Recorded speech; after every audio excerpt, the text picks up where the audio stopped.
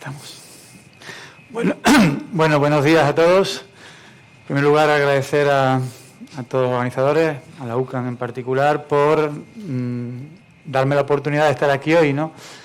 Yo estaba pensando ahora, escuchando a los anteriores ponentes, que yo soy un auténtico perro verde aquí hoy. Yo estudié letras puras, estudié Derecho, por lo cual cuando yo vuelva hoy a Sevilla y diga que he estado en una ponencia de Big Data, Inteligencia Artificial, Learning Machine, me van a creer poco. Posiblemente tenga más cobertura si digo que he ido a la peluquería a ponerme las mechas, porque de verdad que me encuentro un poco fuera de lugar ante tantos especialistas, ante tanta gente que domina mucho más que yo todas estas tecnologías, todos estos datos, todo lo que se está avanzando en el mundo de la predicción y el mundo del Big Data. Pero sin ser un experto creo que tengo algo que contar, ¿no? Tengo algo que contar porque sí que es verdad que yo he sido siempre un enamorado del dato, ¿no? Yo os cuento un poquito mi historia, mis comienzos. Yo soy director general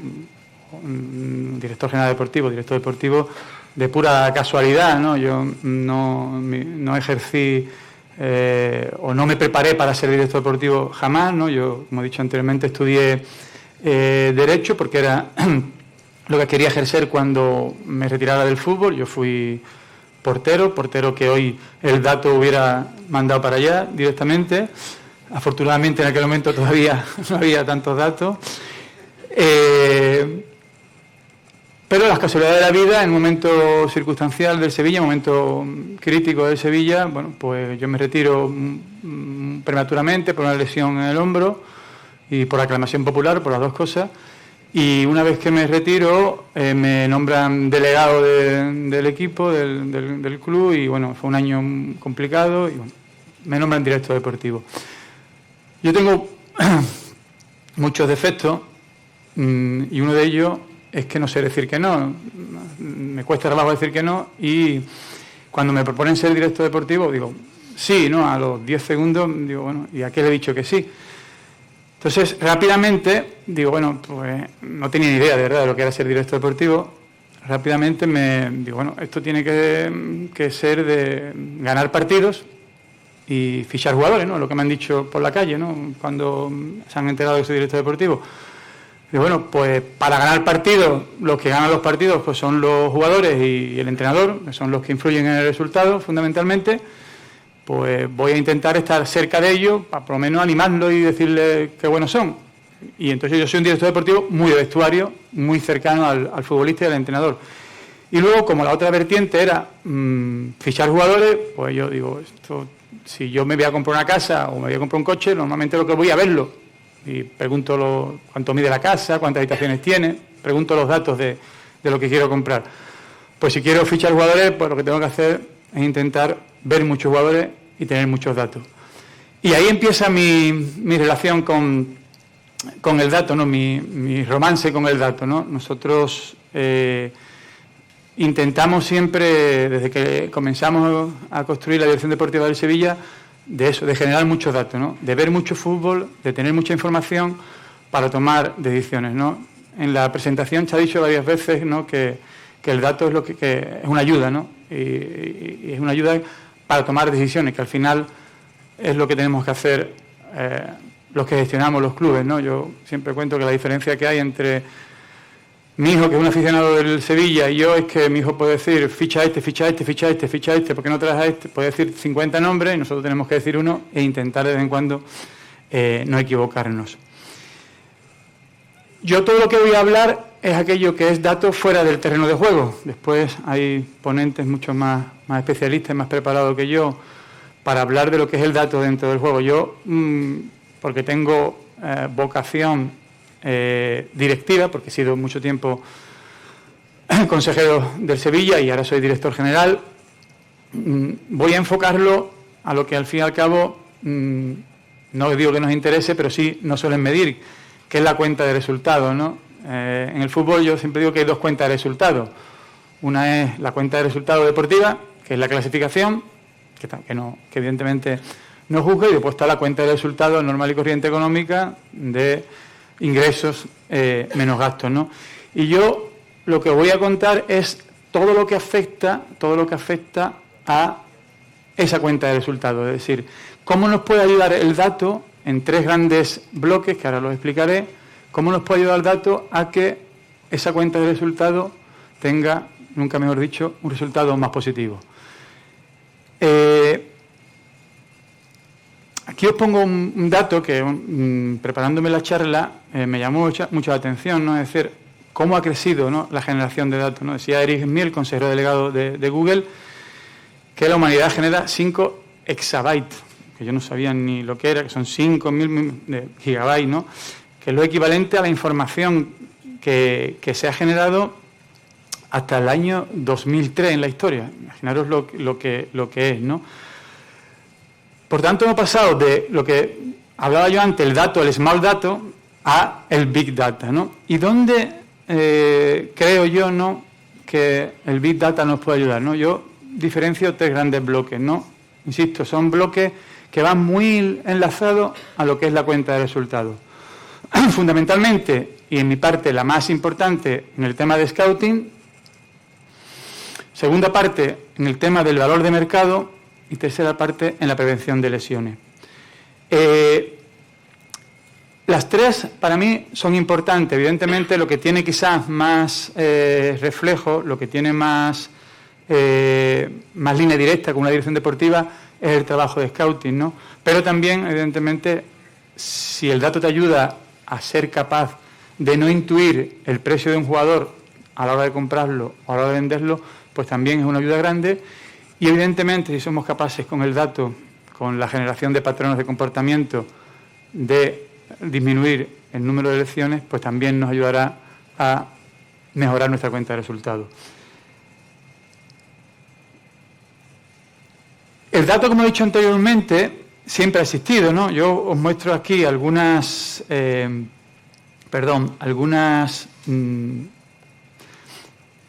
herramientas que utilizábamos antiguamente. Esto es un informe en Word, ¿no?, de Borja, el chico Juan del Castilla, que después estuvo en el Valladolid y tal. Es un informe del año, creo que es del año 2000 y poco. Esto es lo que hacíamos antiguamente, es decir, cogíamos una hoja de Word y rellenábamos y decíamos, pierna dominante, derecha, pases cortos, bien, pases largos, bien, tiro, regular. Paredes y velocidad de juego, regular. Estoy leyéndolo así muy rápidamente. Entonces, comentario y conclusión final. Jugador que es decir, ya existía el dato, ya utilizábamos el dato. Evidentemente, un dato más pequeño, pero era un dato que nos servía. Esto es un ejemplo de una alineación.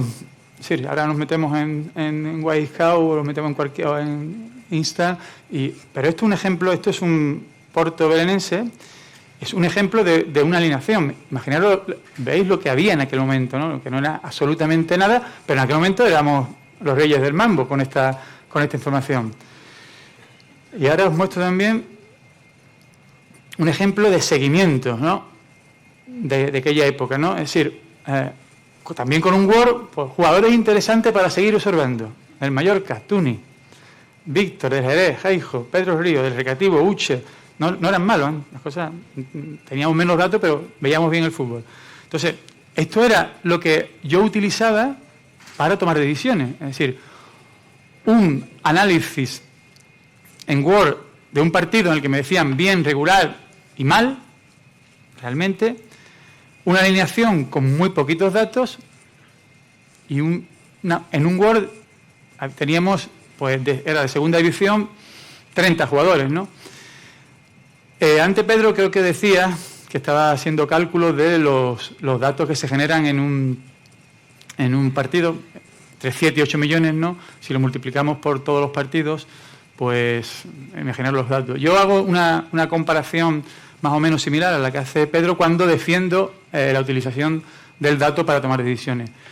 Yo digo que más o menos en un fin de semana, o una jornada de campeonato a nivel mundial, aproximadamente juegan en torno a jugadores que puedan ser asequibles o puedan ser potenciables jugadores del Sevilla, o de un club profesional, en torno a 18.000 jugadores. 18.000, si lo dividimos entre las 11 posiciones que hay en el campo, aproximadamente nos sale en torno entre 1.600, 1.700 jugadores por posición, claro. Si queremos tener un seguimiento exhaustivo de todos esos jugadores, evidentemente, o tenemos 500 scouts, o es imposible. Para eso está el dato, ¿no? Para eso, fundamentalmente, es lo que yo hablaba antes, tenemos que utilizar datos. Yo cuento que el momento crítico de un director deportivo, a la hora de la planificación, el momento más complicado, es cuando se sienta con el entrenador en el modelo de perfil, en el modelo, de planificación que tiene el Sevilla Fútbol Club, que ahora, afortunadamente, la mayoría de los clubes estamos en esa línea, ¿no? En la línea donde la dirección deportiva tiene un peso importante a la hora de tomar las decisiones de contrataciones de jugadores. El momento crítico, como decía, es aquel en el que tú te sientas con el entrenador y le dices al entrenador, por ahí he visto a mi amigo Lucas, oye, Lucas, vamos a buscar un lateral derecho. ¿Cómo quieres que sea ese lateral derecho? Ahí es donde empezamos a construir un buen o un mal fichaje, ¿no? Yo soy un defensor de que no hay malos o buenos fichajes, sino hay malos o buenos rendimientos. Hombre, salvo que el fichaje lo haga caro o cruz, ¿no? Si dice, oye, pues tengo dos laterales, si sale cara entonces es un mal fichaje porque no has utilizado el protocolo lógico. Pero si utilizas el protocolo normal de trabajo de cualquier edición deportiva, lo que puede haber es un mal rendimiento o un buen rendimiento. Normalmente ese rendimiento suele estar condicionado a si el perfil que tú has elegido tiene que ver con la forma o con el modelo de juego del entrenador. Por eso digo que el momento crítico es cuando te sientas con ese entrenador y le dices, bueno, vamos a buscar un lateral derecho, ¿cómo lo quieres? Simplifico, ¿no? Pues lo quiero que tenga buenos conceptos defensivos, que nos ayuden en tareas en el juego en balón parado, tanto defensivo como ofensivo, que tenga una media de 11 kilómetros y medio por partido, en alta velocidad, en alta intensidad, 1.000 metros, porque quiero que vaya y ven. Bueno, te lo describe el entrenador porque sabe cómo va a jugar, te describe cómo quiere que sea ese jugador. Y ahora tú, con el trabajo de tu gente, dices, oye, pues en este perfil, estos son los jugadores que yo creo que tienen. Claro, aquí estamos basándolo todo en la subjetividad. Una de ellas, primera, y entenderme los entrenadores, lo digo con cariño, que el entrenador sepa perfectamente cómo es el lateral derecho que le vale a él. Porque a veces, y no pongo ningún nombre, lo hago con todo el cariño, a veces dice, no, yo quiero un central que tenga buena salida de balón, buen pase corto, pase vertical, pase horizontal, porcentaje. Y el primer minuto del partido el portero dice, centrales para afuera, saco largo. Quiero un central que tenga buena salida de balón, sí. Entonces, o puede pasar eso, es decir, que el entrenador, bueno, pues a veces no tenga claro, y sobre todo puede pasar que el director deportivo, en este caso yo, sea muy torpe y no sea capaz de interpretar exactamente lo que me dice el entrenador. Yo siempre cuento, y lo pongo como ejemplo porque además lo quiero y lo tengo un aprecio tremendo, yo cuento que uno de mis fracasos, de los muchos que he tenido como director deportivo en la toma de decisiones, uno de mis fracasos más importantes fue mi relación profesional, no la personal porque es mi amigo, con Marcelino, ¿no? Marcelino fue entrenador del Sevilla, no sé si algunos os acordáis, su paso fue efímero, lamentablemente, estuvo solamente 6 meses, y yo reconozco y asumo la total culpabilidad del mal rendimiento o del mal funcionamiento de Marcelino en el Sevilla, porque no fui capaz de interpretar lo que él me pedía y hacer un equipo que se asemejara o que cumpliera los perfiles necesarios para su estilo de juego. ¿Por qué pasó eso? Fundamentalmente pasó porque yo utilicé mucho más la subjetividad, mi interpretación, mi intuición, que la objetividad. Y ahí se fundó, se basó todo el mal rendimiento de ese equipo, porque los jugadores que tenía Marcelino no eran acordes al perfil de juego que quería él. Para evitar eso yo creo que ahora tenemos la oportunidad de utilizar el dato. En dos vertientes. Una, evidentemente a la hora del scouting, a la hora de saber elegir o saber diseccionar al 100% las herramientas que nos pueden ayudar a tomar decisiones mucho más concretas y sobre todo a definir al 100% los perfiles de los jugadores. Y por otra parte, darle una ayuda al entrenador a hacerle ver cuál es el mejor perfil en cada posición del campo para que sus equipos rindan mejor. Nosotros, ahora mismo en el Sevilla, hemos creado un departamento de I+D+I, ¿no? Fundamentalmente basado en el análisis del dato y en la inteligencia artificial, que nos está dando soporte a la dirección deportiva y estamos intentando, que todavía estamos en una fase alfa, estamos intentando también generar contenidos para que sirvan de ayuda al entrenador. En la fase fundamentalmente de scouting, lo que estamos, y voy a hablar de manera mucho menos técnica que todos vosotros, que tenéis mucho más conocimiento que yo, lo que estamos intentando es definir, caracterizar todas las posiciones del campo, es decir, laterales, centrales, lateral izquierdo, pero con todo tipo de características. Es decir, no estamos diciendo, oye, ¿cuál es el mejor central posible? No, lo que estamos intentando es decir, oye, a nivel ofensivo, a nivel defensivo, a nivel emocional, a nivel de comunicación, ¿cuáles son las actuaciones que tiene que hacer un central? Pongo el ejemplo del central, ¿no? Entonces estamos diciendo, oye, pues a nivel ofensivo, pase largo, pase horizontal, pase vertical, conducción. A nivel defensivo, duelo, duelo aéreo, interceptación, 1 contra 1. Estamos definiendo todo y después estamos intentando coger el dato que mejor nos defina esa caracterización. ¿Para qué? Para intentar hacer el perfil más objetivo posible utilizando los mismos argumentos, para que no sean manzanas con peras. Una vez que estamos definiendo, caracterizando a todas las posiciones, por otra parte lo que estamos intentando es crear una aplicación que juegue todos los partidos que juega nuestro equipo, a día de hoy con Julen Lopetegui, esperamos y seguro que sigue muchos años, para ver cuál es el perfil ideal de cada jugador a la hora de conseguir mejores resultados por nuestro entrenador. Para una vez que tengamos, oye, vale, mister, tú crees que tu lateral derecho tiene que hacer esto, pero yo te digo, y hazme caso a mí, que me lo ha dicho mi amiga inteligencia artificial, que el lateral derecho idóneo para ti es este. Una vez que tengamos eso, lo cruzamos con esa caracterización que hemos hecho y ahí, a partir de ahí, ya empezamos a tener menos subjetividad y más objetividad. Evidentemente lo he resumido de manera muy escueta, pero creo que eso nos va a permitir dos cosas que para mí son fundamentales a la hora de utilizar el dato. Una, reducir al máximo o reducir de manera importante el error, el factor de error humano fundamental, y sobre todo ganar tiempo, ¿no? Lo decía antes, ¿no? Al final son 18.000 jugadores jugando cada fin de semana, 1.000 y pico por puesto. Si somos, y lo simplifico muy rápido, ¿no? Si estamos buscando un jugador que tenga un central, que tenga un buen juego aéreo, y si somos capaces de haber diferenciado en todas las ligas importantes cuál es la media de balones aéreos ganados, y a partir de ese dato, ese lo utilizamos como muro hacia arriba o como muro hacia abajo para elegir, pues evidentemente empezaremos a seleccionar, ¿no?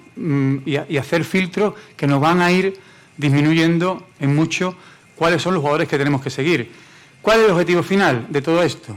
Es que en vez de tener que ver 500 centrales, tengamos que ver 30 centrales que cumplen los parámetros que nuestra maquinita nos ha dicho que son ideales para la forma de jugar de nuestro entrenador. Eso es, de manera muy escueta, donde nosotros estamos trabajando a la hora de utilizar el dato para tomar decisiones. He dicho 3 campos: labor de scouting, que os he contado un poco por encima, valor de mercado. Evidentemente, esta herramienta en un club como el Sevilla, que es un club que ha generado su crecimiento, que ha crecido o que ha llegado donde está actualmente en base a generar plusvalía, en base a generar ingresos extraordinarios para poder tener una plantilla de un coste muy superior a la que los ingresos ordinarios nos permitía. Este uso del dato es fundamental, ¿no? Nosotros sobrevivimos o vivimos muy por encima de nuestras posibilidades en base a comprar lo más barato posible y vender lo más caro. Aquí os pongo algunos ejemplos. El de las orejas sí es Daniel Alves, aunque no parezca. Crichovia, Ben Yedder, Vaca, Julio Batista, Pablo Sarabia. Bueno, son ejemplos de jugadores que vinieron con un costo muy, muy bajo. Yo creo que el mayor de ellos era Carlos, que costó 7 millones, Wissam, que costó 8, pero bueno, Pablo costó 1, Daniel prácticamente 1, Crichovia 4, Julio 2. Pero como digo ahí, todo esto está basado en intuición, es decir, ¿por qué yo creía que Carlos Vaca, el precio de 7 millones de euros era el idóneo? Por intuición. ¿Y por qué luego cuando el Milan lo compra por 30, pienso que 30 era el precio idóneo? Por intuición. Es decir, porque la experiencia que te da el conocer el mercado, pero nada más. Es decir, yo no utilizaba ningún dato objetivo para decidir que era el momento de comprar a Carlos en esa cantidad y era el momento de vender a Carlos en esa cantidad. ¿Qué estamos haciendo con el dato ahora, ¿no? Pues estamos intentando, a base de estudiar patrones de comportamientos históricos en nuestras compras y en nuestras ventas, intentando olvidarnos un poco de las características deportivas y basarnos un poco más en las leyes de mercado, ¿no? Estamos intentando aplicar algo similar a lo que se hace en la bolsa, ¿no? En el tema de acciones, ¿no? Es decir, saber exactamente cuándo es el momento más bajo para comprar ese jugador que te interesa, evidentemente no el jugador que no te interese. ¿Por qué? Oye, pues porque ha tenido una racha mala de elecciones, porque ha tenido una racha mala de resultados, porque tiene problemas con... Estamos intentando escarbar en el pasado para ver qué patrones de comportamiento similares han hecho que un jugador pueda evaluar su precio, y al mismo tiempo estamos intentando de encontrar patrones de comportamiento para saber cuándo es el límite del crecimiento o del rendimiento deportivo de ese jugador y el momento de venderlo. Evidentemente, vuelvo a decir, estamos también en una fase muy inicial, pero creo que no podemos ignorar la ayuda que el dato nos puede dar para tomar ese tipo de decisiones, porque para nosotros es estratégico, porque siempre está la duda. Oye, yo este verano, ¿no?, que hemos comprado hemos hecho una revolución en la plantilla, hemos comprado muchos jugadores, entonces dice, oye, comprar a Diego Carlos por 15 millones es el precio ideal. Hombre, hoy con el rendimiento de Diego Carlos podemos pensar que es barato, pero en aquel momento era un jugador que venía del Nantes, que si te miras el histórico de jugadores del Nantes, tenía muy pocas ventas por encima de ese precio, que centrales de ese perfil con un recorrido en el campeonato francés, en un club de clase B, casi C, como es el Nantes en los últimos años, no había. Por tanto, al final es un riesgo que uno toma sin un soporte. Bueno, pues lo que estamos intentando es encontrar ese soporte objetivo a través del dato, y vuelvo a insistir, buceando en la historia, en los históricos, tanto de compras nuestras, de ventas nuestras, como de compras y ventas de los clubes compradores-vendedores, para llegar a conclusiones que nos ayuden. Digo igual que podría decir en el tema de scouting, al final la decisión es una decisión personal, al final es una decisión subjetiva, pero es mucho más fácil, como he dicho anteriormente, equivocarte menos si tienes más argumentos objetivos que subjetivos, ¿no? Si te vas a comprar una casa, normalmente mira los cuartos de baño que tiene, las habitaciones, la zona donde está situado, la población limítrofe, el nivel medio de la vida. Y después toma la decisión y dice, oye, sí, esta tiene todos estos datos, pero me gusta más esta porque está cerca de mi cuñada y así me cuida a los niños. Vale, una decisión subjetiva.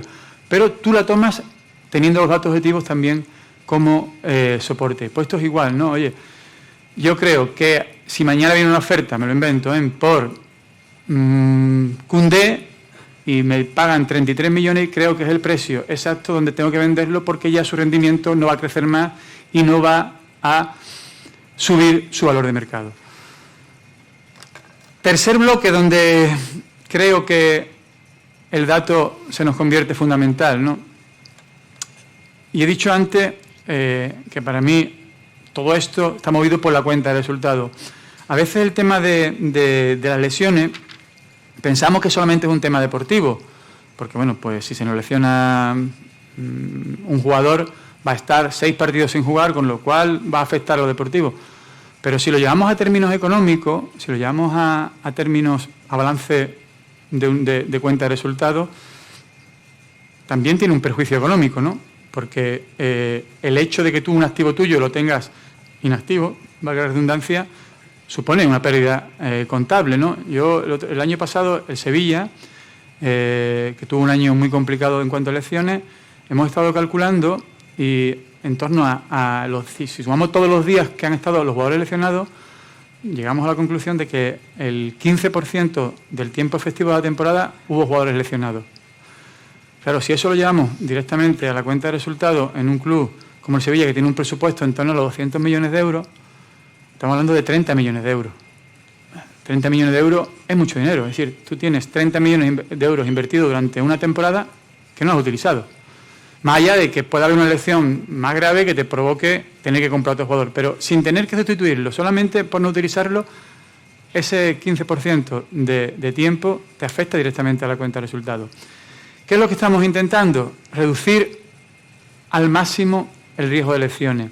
Evidentemente no lo va a reducir ni al 100, ni al 80, ni al 50, pero hemos hecho una estimación de que si somos capaces de reducir un 15% de las lesiones, sobre esos 3 millones que he dicho anteriormente, un 15%, pues ya estamos hablando de 500.000 euros.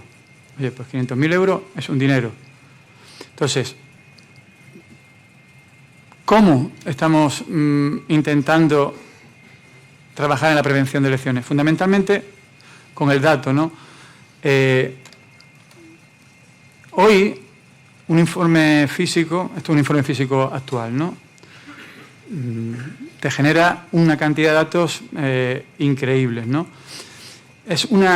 Para mí es absurdo no volverle la espalda a todos estos datos, ¿no? Pero no solamente los datos físicos, ¿no? Nosotros lo que estamos construyendo a través de una plataforma integral, lo que estamos es volcando todo aquello que rodea al rendimiento de un jugador, pero desde todos los puntos de vista, no solamente físico, médico, técnico, táctico o nutricional, que son lo que todo el mundo hacemos con los wellness, ¿no? Preguntándole, oye, ¿cuánto has dormido? ¿Qué has comido? Y tal, sino todo aquello, de verdad, que aunque parezca totalmente absurdo, pueda tener influencia en el comportamiento a la hora de entrenar o a la hora de competir de un jugador.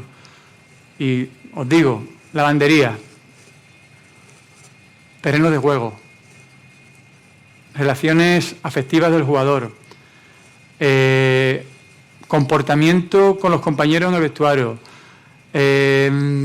grado de implicación en las tareas de la residencia.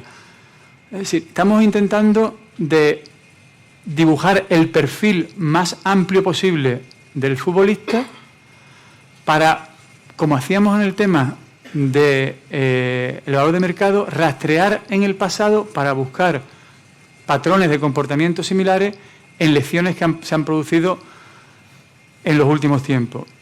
Porque dice, no, oye, es que se ha torcido el tobillo y eso es casual. O no, es casual, ¿no? Y ejemplifico muy simplemente, ¿no? Es casual, a lo mejor, pues si estudiamos qué han pasado en las últimas 15 lesiones de tobillo que ha habido en los entrenamientos y llegamos a la conclusión de que el grado de compactación del césped en vez de ser 0,9 era de 1,3, pues a lo mejor tenemos ahí un dato que nos ayuda a decir, oye, no tengamos más el campo en un grado de compactación del césped en 1,3, vamos a tenerlo en 0,9 porque en 1,3 se doblan los tobillos. Estoy exagerando, pero para ver por dónde quiero ir. O a lo mejor llegamos a la conclusión de que en esas 15 lesiones se regó el campo 16 minutos en vez de 10 que se riega habitualmente. O llegamos a la conclusión, y no creo que haya por aquí ninguna marca deportiva que se vaya a enfadar, de que esos 15 chicos tenían botas de esta marca X, que además tenían este tipo de tacos y que además llevaban con ellas 10 días entrenando nada más. Vuelvo a decir lo mismo, estoy exagerando un poco para que veáis dónde quiero llegar, que es a intentar objetivizar al máximo todas las informaciones que podamos tener que influyen, aunque sea muy de refilón, en el rendimiento, comportamiento de un jugador, tanto en entrenamientos como en partidos de competición. Rastreando y llegando a conclusiones, pues evidentemente podemos hacer lo que está más a nuestra mano, ¿no? Porque a veces los profesionales nos obsesionamos en que el jugador se recupere lo antes posible. Yo soy un enfermo de eso, pero nos olvidamos de que para que no tenga que recuperarse, lo mejor es que no se lesione. Entonces, trabajemos sobre la prevención y utilicemos todo aquello que nos pueda ayudar a establecer situaciones similares para llegar a conclusiones a la hora de prevenir. Voy terminando y ahora abrimos un turno de preguntas y me preguntáis lo que creáis. Como conclusión final, ¿no? Yo aquí en Madrid hace un par de meses, en una charla que tuve en la Liga, dije literalmente que no tener ya en un club de fútbol un departamento de I+D me parece ya obsoleto. Creo que los clubes tenemos que aspirar a tener ese departamento que nos dé el soporte, nos dé el apoyo, nos dé la información necesaria para tomar decisiones. Que como se ve aquí hoy, ¿no?, que da alegría ver un foro tan poblado, la digitalización ya no tiene, en el mundo del fútbol, el mundo del deporte y en el mundo del fútbol en particular, ya no tiene freno. Que nos va a obligar, me hacían una pregunta en ese mismo foro, ¿cómo tiene que prepararse un director deportivo para este nuevo mundo? Y mi respuesta fue, pues, tener cada vez más conocimientos que hace a lo mejor 15 años eran absurdos pensar que un director deportivo tenía que necesitar ese conocimiento, pero nos van a obligar a formarnos y a estar en la vanguardia de todo lo que se vaya moviendo y generando en este mundo. Y por último, como creo que se ha dicho también, creo que ha sido Ricardo, y también lo he repetido yo, quien vuelva la espalda al dato yo creo que se quedará fuera de esta carrera, porque, como he dicho al principio, ya esto no tiene freno, esto ya es un tren de alta velocidad que sabemos a la velocidad que va, lo que no sabemos cuál será el final. Termino para los más puristas. Yo todo lo que he dicho aquí es de datos. Evidentemente después hay una parte subjetiva muy importante. Esto no significa que ya no hay que ver partido, esto no significa que ya no haya que ir, viajar y ver a los jugadores en el campo. Esto solamente significa que tenemos una ayuda que las tecnologías nos han proporcionado que no podemos volver la espalda. Evidentemente, el matiz personal de cada uno sigue siendo importante. Muchas gracias.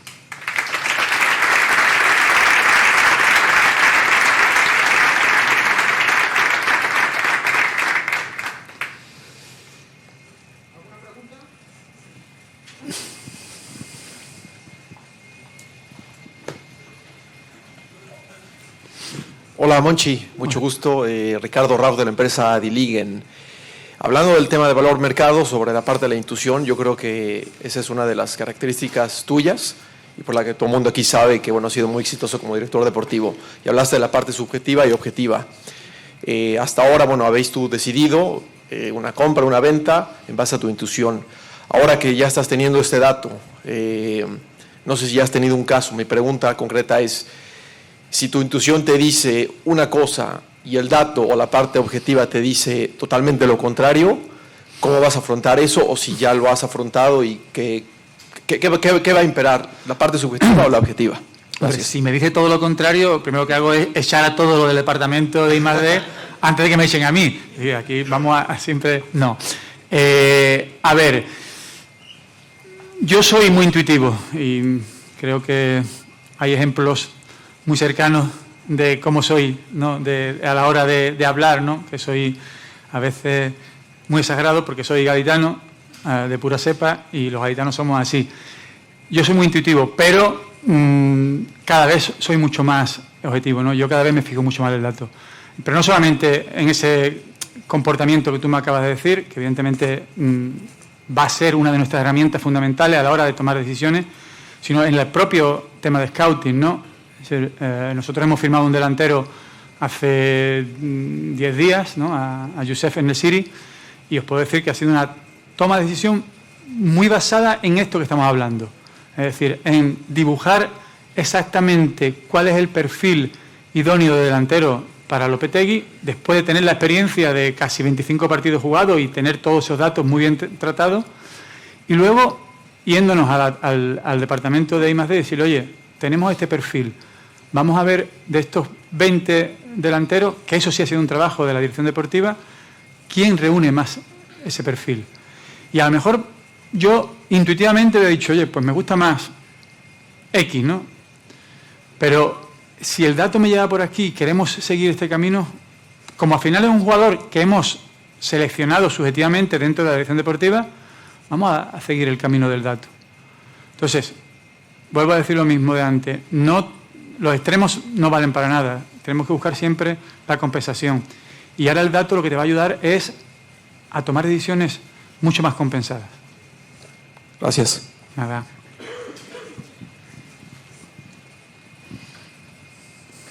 Sí. Buenos días, yo soy Jesús. Siguiendo al ejemplo de Diego Carlos, por ejemplo, si atendemos a los datos que arroja Diego Carlos del Nantes, quizás no sean los datos que se buscan para su rendimiento en el Sevilla, ¿no? Porque el modelo de juego del Nantes no se corresponde mucho con lo que busca Lopetegui en el Sevilla. ¿Cómo se decide ese fichaje? Son dos cosas distintas. A ver, modelo de juego es colectivo y rendimiento es individual. A ver, ¿por qué se decide ese fichaje? Fundamentalmente porque cuando dibujamos el traje que queremos para esa posición, decimos, oye, ¿cómo va a jugar nuestro equipo? Pues nuestro equipo va a jugar presionando alto, bueno, sabéis cómo juega el Sevilla, presión alta, presentar pérdidas, buena circulación de balón. Entonces, vamos a ver cómo queremos un central. Pues si vamos a jugar, y lo defino muy rápido, no voy a entrar en... Si vamos a jugar con equipo muy alto, por lo menos que sea rápido, ¿no? Evidentemente, porque la defensa va a jugar con la línea muy adelantada. Si además somos un equipo donde la circulación es fundamental, porque son circulaciones largas, que tenga buen manejo de balón, buena salida. Nosotros somos un equipo que cambiamos mucho de frente, bueno, cambiamos mucho de juego, también que tenga buen desplazamiento. Luego, el míster es una persona que a la estrategia le da mucha importancia, que tenga buen juego aéreo. Es decir, si tenemos que fijarnos también en el modelo colectivo, es mucho más complicado.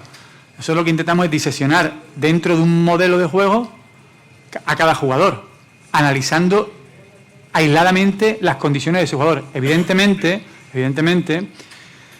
tenemos factores correctores para tomar decisiones, porque no es lo mismo. Es decir, Varela, el medio centro que ha firmado el Inter este año del Cagliari, si tú miras los porcentajes de acierto en pases, son porcentajes bajos. Pero claro, si tú solamente ves eso, y yo creo que por ahí iba tu pregunta, puedes llegar a una conclusión errónea. Porque dice, oye, pues si Varela tiene un 60% de pases acertados en la media del campeonato, es bajo, ¿no? Yo quiero uno que tenga el 75 para arriba. Pero, ojo, que el 60 del Cagliari, que tiene en global un 53, es mucho más, me lo invento, de Jorginho, del Nápoles, que tiene un 76, pero el Nápoles tiene un 92. Entonces, evidentemente, en el análisis individual no podemos olvidar el análisis colectivo, pero para concretizar, para que no nos lleven a engaño los datos. Para eso, evidentemente, lo que estamos utilizando son factores correctores de los campeonatos y sobre todo de los equipos, ¿no? De comportamientos de los jugadores dentro del equipo. El famoso caso de la bota de oro, ¿no? Que no vale igual un gol en España que un gol en la Liga de Estonia. Pues, es decir, entonces, utilizamos el dato individual, que es el que nos vale, pero también dentro de un colectivo. ¿Quieres preguntar?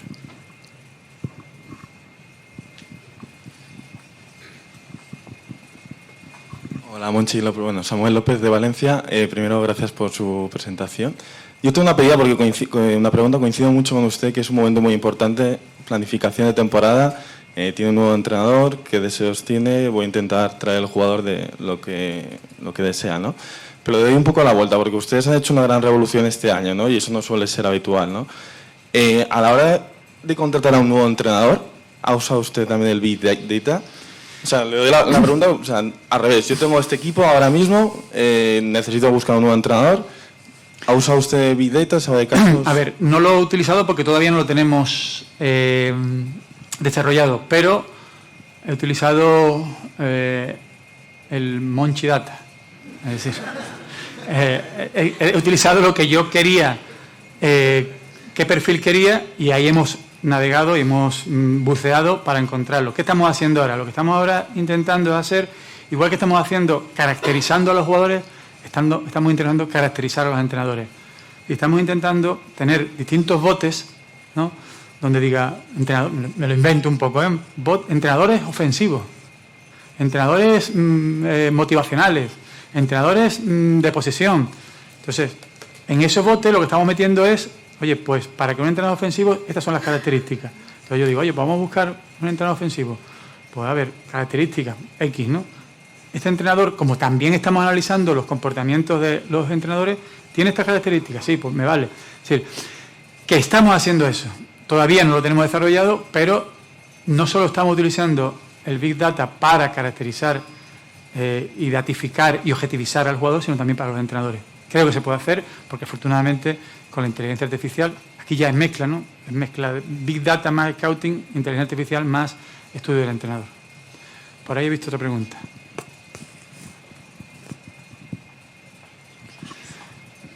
Creo que estamos en el límite, ¿no? Buenos días, Monchi. Carlos, periodista. Hace poco en The Athletic se publicó un reportaje sobre la guerra armamentística que ahora mismo libran Manchester City y Liverpool. Han competido por fichajes como el de Van Dijk, se están robando fisioterapeutas mutuamente, scouts, incluso han intentado hacer un poco de espionaje, ¿no? Fichando scouts del otro equipo. ¿Te ves a ti mismo dentro de poco tiempo, en vez de viajando para reunirte con un futbolista o con un scout para tu equipo, viajando para contratar a un matemático o un estadístico? No me veo. Tenemos dentro del departamento de I+D, tenemos un ingeniero de datos, tenemos un físico, tenemos un matemático. Pero si te lo roban, intentarías robárselo a otro equipo, a eso me refiero. Yo estoy para robar esta semana. Yo estoy para montar un numerito. A ver, creo que tenemos que asumir que en la competencia, la palabra robar me parece exagerada, ¿no?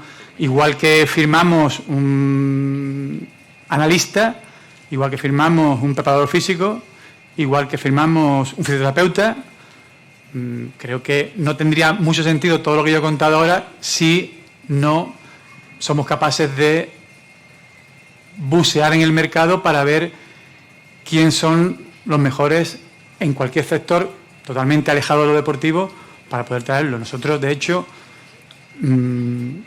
a día de hoy, en el departamento de I+D, hemos contratado gente totalmente dispar, que no vienen del mundo del fútbol, que vienen del mundo del sector bancario, del sector de seguro, del sector aeronáutico, que saben que el balón es redondo y así, pero son gente que nos está dando una profundidad y un conocimiento que vamos avanzando día a día.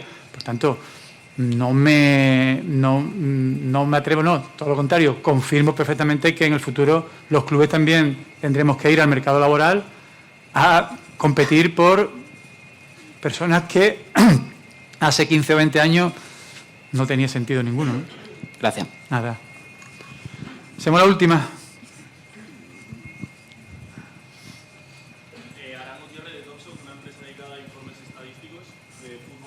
Te llega el micrófono. Sí, te escuchan todos.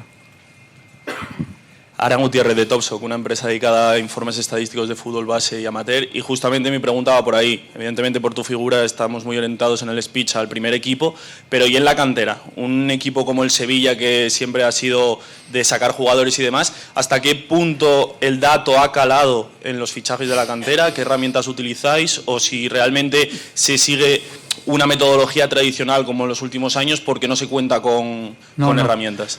De hecho, quizás donde estamos más avanzados a día de hoy es en cantera. Nosotros trabajamos con una plataforma integral ISM donde volcamos todos los datos de la cantera. De hecho, lo que he contado antes de prevención de lesiones, a día de hoy en esta fase del proyecto está mucho más volcada en las categorías inferiores, porque tenemos mucho más datos, porque es mucho más fácil. Evidentemente, yo si traigo a Diego Carlos, o traigo a Koundé, o traigo a Ocampos, me faltan muchos datos. Sin embargo, de Mena, o de Javi Vázquez, o de Amo, tengo todos los datos de que era Levín, por lo cual puedo trabajar mucho mejor. Y en el trabajo de scouting igual, lo que estamos haciendo es extrapolar el trabajo del primer equipo, porque si no tenía sentido, a las categorías inferiores, porque si no, volvemos a lo que decía antes, si no caracterizo al jugador de cantera que en un futuro va a estar en el primer equipo, pues estoy midiendo manzanas con plátanos. Entonces tenemos que utilizar un patrón común a la hora de trabajar en el scouting de cantera. Es decir, los mismos perfiles que estamos definiendo para el jugador del primer equipo lo estamos definiendo para la cantera. Lo que tenemos que elegir ahora es, ahí no es el entrenador, ahí es la dirección deportiva de cantera la que dice, oye, queremos que los mediocentros del Sevilla en el próximo futuro sean con estos perfiles. Pues igual si lo tenemos caracterizado, vamos a buscar estos perfiles. ¿Qué es lo que nos ha faltado en los clubes? Y nosotros en el Sevilla, ¿no? Y reconocemos nuestro error, que a veces hemos trabajado un poco a libre albedrío. Oye, pues este es bueno. Sí, pero es bueno ¿para qué tipo de fútbol? Es decir, hemos empezado la casa por el tejado. Bueno, vamos a cimentarla, vamos a decir, oye, yo más que de modelo de juego, hablo de filosofía de juego. Mi modelo o sistema me preocupa relativamente, ¿no? Yo creo que es filosofía. Una vez que tú tienes establecida la filosofía, dices, oye, a partir de ahí, mis laterales tienen que ser así, vamos a buscar ese tipo de laterales. Al final, lo mismo que hacemos en el primer equipo, ¿vale? Pues muchas gracias a todos y que disfrutéis de la jornada.